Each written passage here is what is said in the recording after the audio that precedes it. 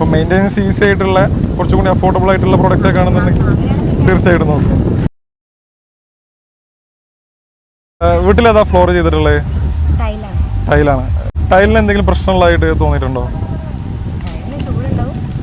ചൂടുണ്ട്, പിന്നെ ചൂട് കൂടുതൽ പൊട്ടിപ്പോവും, പിന്നെ ഒരു സൗണ്ട് വരും. അതെ അതെ. ഈ ഹെൽത്തി പരമായിട്ട് ഇപ്പം നമുക്ക് നെയ്ക്കഡ് ബെയർ ഫൂട്ടായിട്ടൊക്കെ യൂസ് ചെയ്യാൻ പറ്റുന്ന പ്രൊഡക്റ്റ് ആണെന്ന് തോന്നിയിട്ടുണ്ടോ?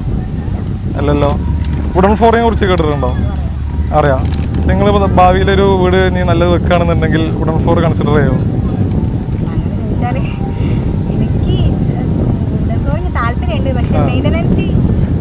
മെയിൻ്റനൻസ് ഈസി ആയിട്ടുള്ള പ്രൊഡക്റ്റുകൾ ഇപ്പോൾ അവൈലബിൾ ആണ്. അപ്പോൾ നമുക്ക് സാധാരണ ടൈൽസ് തുടക്കുന്ന പോലെ തന്നെ മോപ്പിട്ട് തുടക്കുന്നതിനോ കാര്യങ്ങളൊന്നും പ്രശ്നമൊന്നുമില്ല.